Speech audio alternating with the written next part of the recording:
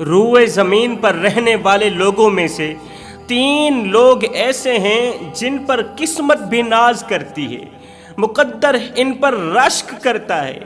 یہ ان خوش قسمت لوگوں میں سے ہیں جو بیٹھے زمین پر ہوتے ہیں، ان کے تذکرے عرش بریں پہ ہو رہے ہوتے ہیں۔ رحمت خداوندی ان پر اس قدر مہربان ہوتی ہے، اس قدر مہربان ہوتی ہے کہ ان کی دنیا بھی سنور جاتی ہے، ان کی آخرت بھی سنور جاتی ہے۔ یہی وہ لوگ ہیں جن کے بارے میں اللہ فرماتا ہے فَاذْكُرُونِي أَذْكُرُكُمْ، تم میرا ذکر کرو میں تمہارا ذکر کروں گا۔ تم میرا ذکر گنہگاروں کی صف میں بیٹھ کے کرو گے، جب میں تمہارا ذکر کروں گا گنہگاروں کی صف میں بیٹھ کے نہیں کروں گا بلکہ معصوم فرشتوں کی صف میں بیٹھ کے کروں گا۔ اب ایک طرف یہ 3 خوش قسمت لوگ ہیں جن کی مغفرت کے لیے فرشتے دعائیں کرتے ہیں، دوسری طرف ایسے 3 لوگ بھی ہیں جو ہر وقت اللہ تعالیٰ کے غضب کا نشانہ بنے رہتے ہیں، اللہ تعالیٰ کی رحمت سے محروم رہتے ہیں۔ مقدر ان پر افسوس کرتا ہے، ان کی قسمت ان پر افسوس کرتی ہے۔ یہ جدھر جدھر کو چلتے ہیں، جدھر جدھر کو جاتے ہیں، ان کے پیروں سے لگنے والی مٹی ان پر افسوس کرتی ہے۔ سب سے پہلے تو بات کرتے ہیں وہ کون سے 3 خوش قسمت لوگ ہیں کہ رحمت خداوندی ان پر اس قدر مہربان ہوتی ہے کہ ان کی دنیا بھی سنور جاتی ہے، آخرت بھی سنور جاتی ہے، کامیابی ان کے قدم چومتی ہے۔ پہلا وہ انسان جو درگزر کر دیتا ہے، درگزر کرنے والے لوگ، اللہ کی مخلوق کو معاف کر دینے والے لوگ، دکھ دینے والوں کو سکھ دینے والے لوگ، پریشان کرنے والوں کو خوشیاں دینے والے لوگ، رلانے والوں کو ہنسانے والے لوگ، ٹینشنیں دینے والوں کو مسکرا دینے والے لوگ، جو باتوں باتوں پر معاف کر دیتے ہیں۔ جب کوئی ان کا حق مارتا ہے، جب کوئی ان کو دکھ دیتا ہے، درد دیتا ہے، کوئی ان کے زخموں پر نمک چھڑکتا ہے تو یہ ان پر مرہم لگاتے ہیں، یہ معاف کر دیتے ہیں، درگزر کر دیتے ہیں اللہ کی مخلوق سمجھ کر۔ جوانوں، کسی کو معاف کر دینا یہ بہت بڑی عبادت ہے، بہت بڑی عبادت ہے۔ یہاں پر میں تمہیں زندگی بدل دینے والا، زندگی میں انقلاب لانے والا ایک واقعہ سناتا ہوں۔ اس واقعہ نے لاکھوں نوجوانوں کی زندگی بدل ڈالی، بھٹکے ہوئے نوجوانوں کو راہ راست پر لگا دیا۔ آپ بھی دل کے کانوں سے سنیں، حیا کے کانوں سے سنیں اور غیرت کے کانوں سے سنیں۔ ایران کی سرزمین تھی، اس وقت ایران کا نام و نشان نہیں تھا، لیکن مٹی ایران کی تھی۔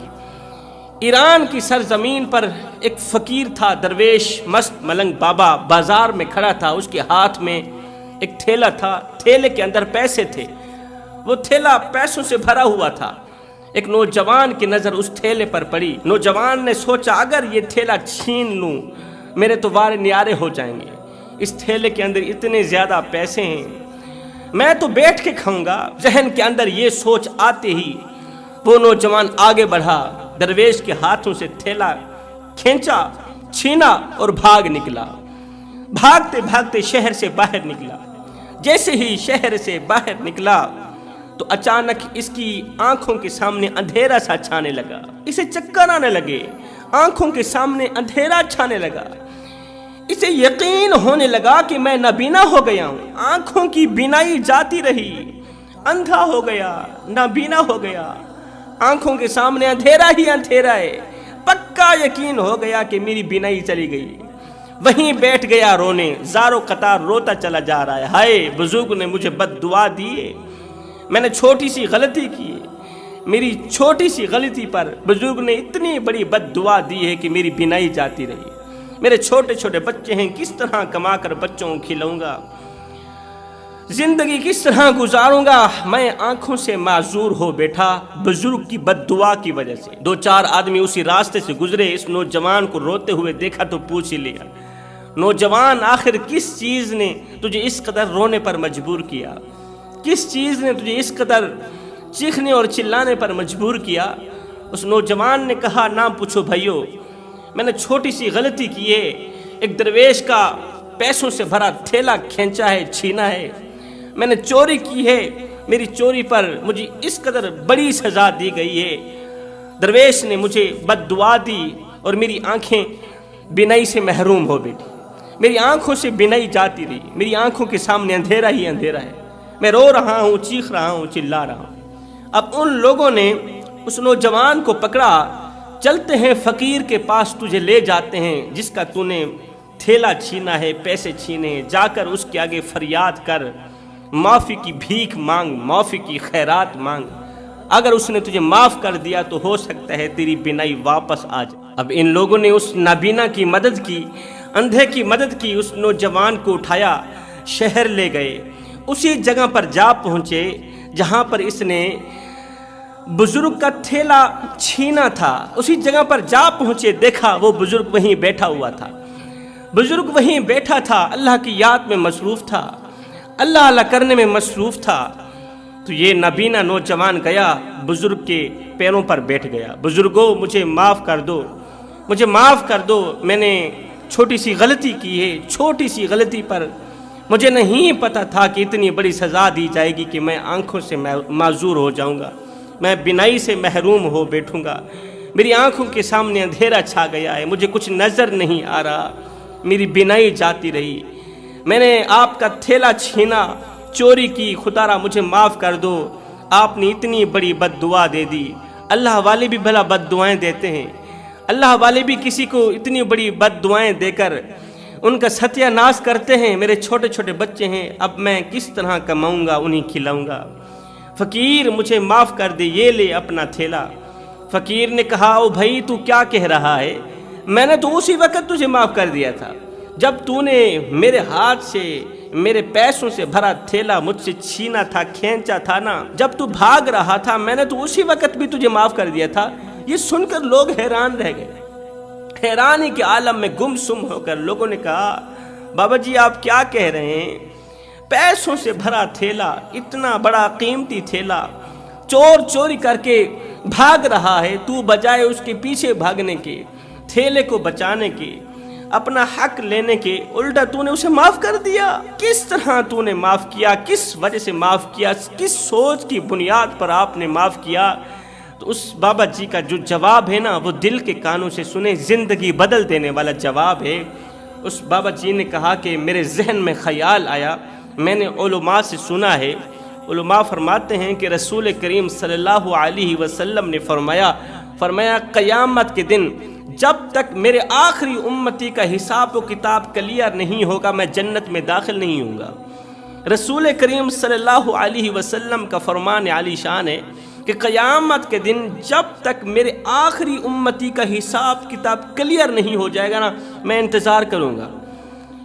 جب آخری جنتی جنت میں جائے گا میں بھی اسی کے ساتھ جنت میں جاؤں گا، جب تک میرے آخری امتی کا حساب و کتاب کلیئر نہیں ہو جائے گا میں جنت میں داخل نہیں ہوں گا، میں انتظار کرتا رہوں گا، ہائے میں انتظار میں رہوں گا، انتظار کرتا رہوں گا۔ بزرگ نے کہا میرے ذہن میں خیال آیا کہ یہ جو چور میرا تھیلا چرا کر بھاگ رہا ہے، میرا تھیلا چھین کر بھاگ رہا ہے، اگر میں نے اسے معاف نہ کیا تو قیامت کے دن اس کا مقدمہ اللہ کی عدالت میں پیش کیا جائے گا، اس کا مقدمہ اللہ کی عدالت میں پیش کیا جائے گا۔ اگر فیصلہ ہونے میں دیر لگ گئی تو میرے کریم نبی تو انتظار کرتے رہیں گے نا، میرے کریم نبی کو اور زیادہ انتظار کرنی پڑ جائے گی۔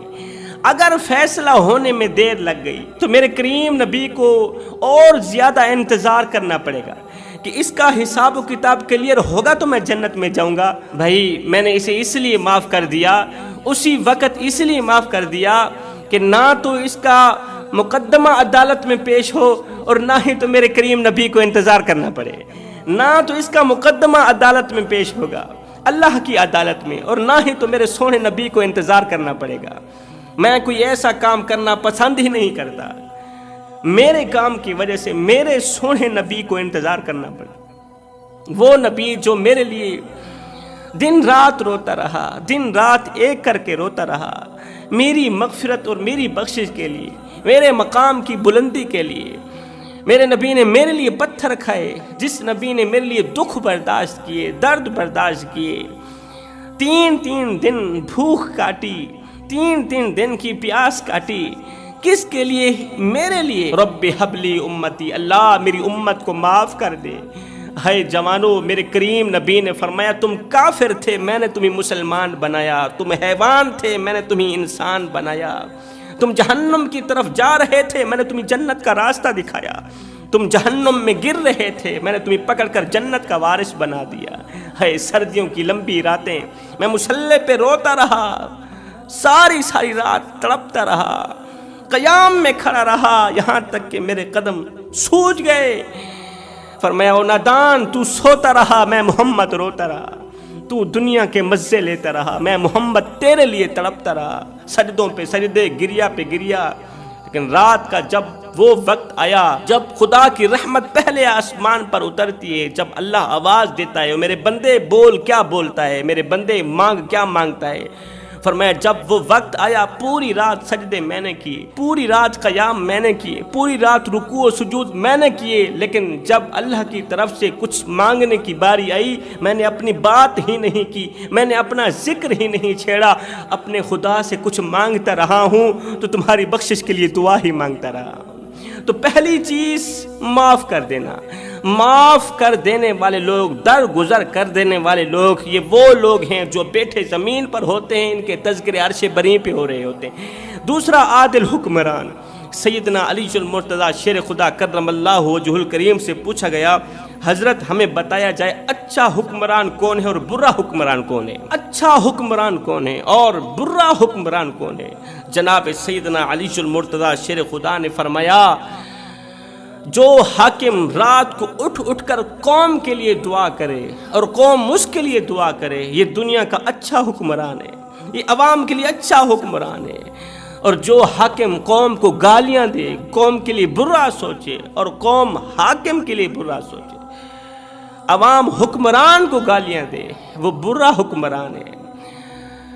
ایک حکمران، ایک حاکم، ایک بادشاہ اس وقت تک اللہ تعالیٰ کے حوالے ہوتا ہے جب تک وہ عوام الناس کے لیے اچھا سوچتا ہے، عوام الناس کے لیے اللہ سے رو رو کر دعائیں مانگتا ہے، قوم کی بھلائی کے لیے اللہ سے رو رو کر دعائیں مانگتا ہے، قوم کی پریشانیاں ختم کرنے کے لیے اللہ سے دعائیں مانگتا ہے، ہر وقت اللہ رسول کا نام لیتا ہے، اس وقت تک ایک بادشاہ، ایک حکمران اللہ کے حوالے ہوتا ہے۔ لیکن جب وہ قوم پر طرح طرح کے ظلم برسانے لگتا ہے نا، جب وہ قوم کا بیڑا غرق کرنے لگتا ہے نا، جب وہ قوم کے لیے اچھا نہیں سوچتا، اس وقت یہ اللہ تعالیٰ کے حوالے نہیں رہتا، اللہ تعالیٰ اسے نفس امارہ کے حوالے کر دیتا ہے۔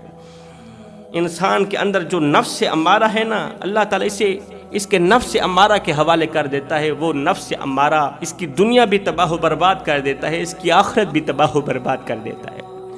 تو دوسرا انسان عادل حکمران، عادل حکمران بیٹھا زمین پر ہوتا ہے، اس کے تذکرے عرش بری پہ ہو رہے ہوتے ہیں۔ تیسرا انسان صدقہ دینے والا، صدقہ کرنے والا۔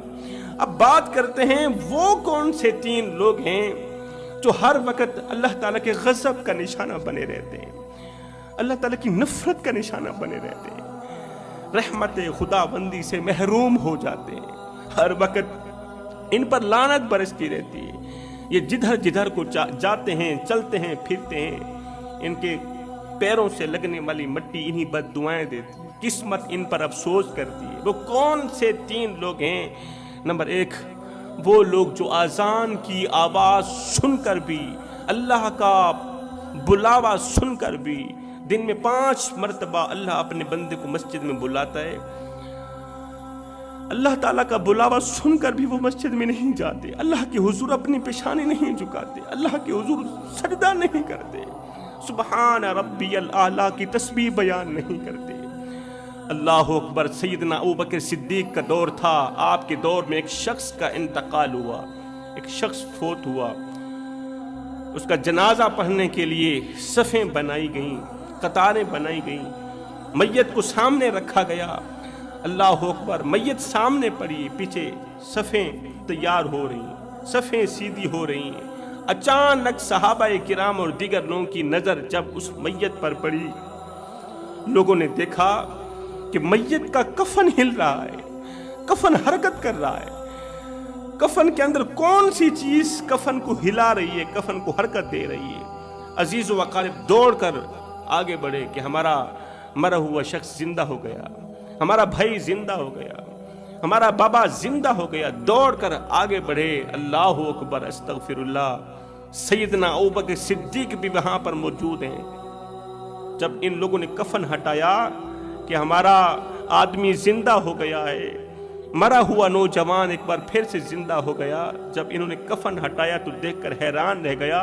ایک بہت بڑا زہریلا سانپ تھا جو اس کی گردن میں لپٹا ہوا تھا، وہ ہل رہا تھا اور وہی کفن کو حرکت دے رہا تھا۔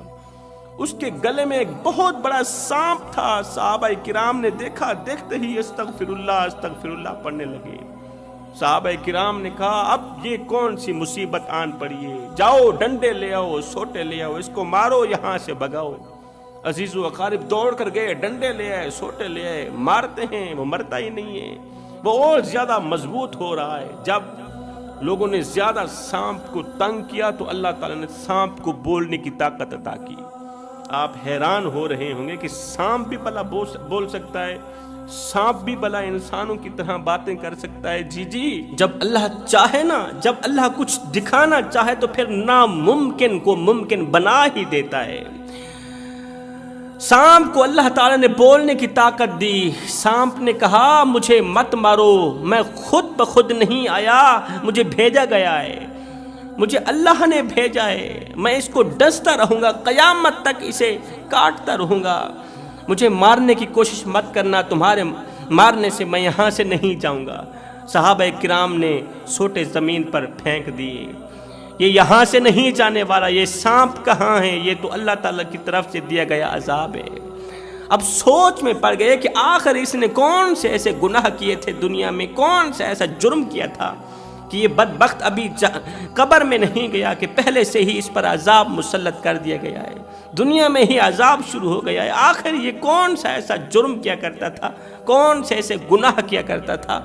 تو صحابہ کرام نے کہا او سانپ، اگر اللہ تعالیٰ نے تجھے بولنے کی توفیق دے بھی دیے، بولنے کی طاقت دے بھی دیے، پھر یہ بھی بتا دے کہ آخر اس نے کون سے ایسے گناہ کیے تھے، کون سی ایسی غلطیاں کی تھیں، کون سی ایسی نافرمانیاں کی تھیں کہ انہیں دردناک عذاب میں مبتلا کر دیا گیا، لوگوں کے سامنے تماشا بنا دیا گیا، لوگ اسے دیکھیں، عبرت حاصل کریں۔ یہ بھی تو بتا دینا تاکہ ہم میں سے اگر کوئی لوگ ان گناہوں میں مبتلا ہیں تو جلد از جلد وہ لوگ توبہ کر لیں۔ اب آپ بھی غیرت کے کانوں سے سنیں، کہیں آپ اپنی زندگی میں وہ والے کام تو نہیں کر رہے، وہ والی نافرمانیاں تو نہیں کر رہے، وہ جرم تو نہیں کر رہے جو جرم اس دور کا وہ مرا ہوا شخص کرتا تھا۔ تو سانپ نے کہا اس کا پہلا گناہ جو بہت بڑا گناہ وہ یہ ہے کہ اذان کی آواز سن کر بھی مسجد میں نہیں جاتا تھا۔ اللہ تعالیٰ اسے اپنی طرف بلاتا تھا لیکن یہ دنیا کے کام دھندوں میں مصروف رہتا تھا۔ اور نادانو، جوانو، زندگی 2 دن کی ہے مگر کام 3 دن کے ہیں، زندگی 2 دن کی ہے، کام 3 دن کے ہیں۔ اس 2 دن کی زندگی کے اندر 3 دن کے کام بھلا کیسے ہو سکتے ہیں؟ ایک ہی کام ہو سکتا ہے، وہ ہے اللہ کو راضی کرنا۔ ایک ہی کام ہو سکتا ہے، وہ ہے اس کے رسول کو راضی کرنا۔ جب اللہ راضی ہو گیا، اس کا رسول بھی راضی ہو گیا، پھر تم دنیا میں بھی کامیاب، تم آخرت میں بھی کامیاب۔ صحابہ کرام نے پوچھا، ایک تو یہ نماز نہیں پڑھتا تھا، اللہ کے حضور جھکتا نہیں تھا، سبحان ربی الاعلیٰ کی تسبیح بیان نہیں کرتا تھا۔ ہائے، لوگ ڈھونڈتے رہے کامیابی کو، مؤذن ساری زندگی کہتا رہا حی علی الفلاح، چلے آؤ کامیابی کی طرف، چلے آؤ نماز کی طرف۔ نماز ہی مومن کی کامیابی ہے، نماز ہی مومن کی معراج ہے، نماز ہی نبی کی آنکھوں کی ٹھنڈک ہے، چلے آؤ کامیابی کی طرف۔ جوانو، کیا تم کامیاب نہیں ہونا چاہتے؟ کیا تم دنیا و آخرت میں کامیاب نہیں ہونا چاہتے، ناکام ہونا چاہتے ہو؟ اگر کامیاب ہونا ہے تو پھر آ جاؤ، مؤذن آج بھی آوازیں دے رہا ہے حی علی الفلاح، اللہ اکبر۔ صحابہ کرام نے پوچھا دوسرا کون سا گناہ کرتا تھا یہ؟ تو اس سانپ نے کہا کہ دوسرا گناہ یہ تھا کہ اللہ تعالیٰ نے اسے مال بھی دیا، دولت بھی دی، سب کچھ دیا، اللہ تعالیٰ نے اسے رزق دیا، اللہ تعالیٰ نے اسے 8 بیٹے دیے، 8 بیٹے دیے۔ لوگ اولاد کے لیے ترستے رہے، منتیں مانتے رہے، مگر اللہ تعالیٰ نے اسے بنا مانگے 8 بیٹے دیے۔ اتنا بڑا کرم کیا کہ کرم کی انتہا کر دی، لیکن یہ ظالم کا بچہ، یہ ظالم انسان اپنے مال میں سے زکوٰۃ نہیں دیا کرتا تھا، یہ گوشت کھا کے سوتا تھا، اس کا غریب ہمسایہ 3 دن بھوکا پڑا رہتا تھا، بھوک سے بلکتے بچے دن رات روتے رہتے تھے، اسے پرواہ بھی نہیں ہوتی تھی کہ میرا غریب ہمسایہ بھوکا پڑا ہوا، اس کے بچے بھوکے پڑے ہوئے۔ صاحب تیری گلی میں اگر کوئی شیعہ رہتا ہے، وہابی رہتا ہے، سنی رہتا ہے، یا کوئی غیر مسلم رہتا ہے، اس کا حساب وہ خود دے گا۔ غیرت کے کانوں سے سن، دل کے کانوں سے سن، اگر روٹی نہ ملنے کی وجہ سے رات کو بھوکا سو گیا، اے بندے اس کا حساب تجھے دینا پڑے گا۔ روٹی امیر شہر کے کتوں نے چھین لی، فاقہ غریب شہر کے بچوں میں بٹ گیا۔ چہرہ بتا رہا تھا کہ اسے مارا ہے بھوک نے، حاکم نے یہ لکھا کہ یہ کچھ کھا کے مر گیا۔ سانپ نے کہا تیسرا گناہ، یہ باتوں باتوں پر چغلی کیا کرتا تھا، باتوں باتوں پر غیبت کھاتا تھا، چغلی کھاتا تھا، وہاں کی سن کر یہاں لگانا، یہاں کی سن کر وہاں لگانا، یہ اس کا مشغلہ تھا، اس کا اور کوئی کام نہیں تھا۔ کام کاج نوکر کرتے تھے، اس کا ایک ہی کام تھا، وہاں کی سن کر یہاں لگانا، یہاں کی سن کر وہاں لگانا، پھر دونوں پارٹیوں کو آپس میں لڑانا۔ اے انسان ذرا سوچ تو صحیح، تو حضرت انسان ہے، اللہ تعالیٰ نے تجھے حضرت انسان بنایا، اشرف المخلوقات بنایا۔ اس طرح کے کام تجھے زیب دیتے ہیں، چغلی کرنا تجھے زیب دیتا ہے، غیبت کھانا تجھے زیب دیتا ہے، چغلی کھانا تجھے زیب دیتا ہے، کسی کے عیب تلاش کرنا، کسی کے عیب تراشنا، ڈھونڈ ڈھونڈ کے اس کے عیب تلاش کر کے پھر اسے ننگا کر دینا، اسے ذلیل و خوار کرنا تجھے زیب دیتا ہے۔ انسان نے کوئل سے پوچھا، کوئل تو کتنا پیارا بولتی ہے لیکن تیرے اندر ایک خامی ہے، وہ کون سی خامی ہے؟ کاش کہ تو کالی نہ ہوتی کتنا اچھا ہوتا۔ پھر انسان نے ایک دن سمندر میں بہتے پانی سے پوچھا، پانی تو پیاسوں کی پیاس بھی بجھاتا ہے لیکن تیرے اندر بھی ایک خامی ہے، کون سی خامی ہے؟ کاش کہ تو کھارا نہ ہوتا کتنا اچھا ہوتا۔ پھر انسان نے ایک دن گلاب کو اٹھایا، تلی پہ رکھا، پوچھنے لگا گلاب تیرے اندر کتنی پیاری خوشبو ہے لیکن تیرے اندر بھی ایک عیب ہے، کاش کہ تیرے اندر یہ کانٹے نہ ہوتے تو کتنا اچھا ہوتا، تیرے اندر یہ کانٹے نہ ہوتے تو کتنا اچھا ہوتا، تو کالی نہ ہوتی تو کتنا اچھا ہوتا، تو کھارا نہ ہوتا تو کتنا اچھا ہوتا۔ تینوں بول اٹھیا، انسان اگر تیرے اندر دوسروں کے عیب ڈھونڈنے کی عادت نہ ہوتی تو کتنا اچھا ہوتا۔ آج کا انسان دوسروں کے عیب ڈھونڈنے کی کوشش تو کرتا ہے، دوسروں کی خامیاں بیان کرنے کی کوشش کرتا ہے، لیکن اپنے گریبان میں جھانک کر کے نہیں دیکھتا کہ میرے اندر بھی کوئی عیب ہے یا نہیں، میرے اندر بھی کوئی خامیاں ہیں یا نہیں۔ آج کا انسان ہمیشہ اچھے انسان سے محبت کرتا ہے، آج کا انسان ہمیشہ اچھے انسان سے پیار کرتا ہے۔ ایک میرا اللہ ہی ہے جو برے انسان کو بھی اکیلا نہیں چھوڑتا، ایک میرا اللہ ہی ہے جو برے انسان کو بھی اپنی رحمت کی آغوش میں ضرور جگہ دیتا ہے، توبہ کی توفیق ضرور دیتا ہے، پھر توبہ کرنے کے بعد، اس کی توبہ قبول کرنے کے بعد اسے اپنا محبوب بھی بنا لیتا ہے۔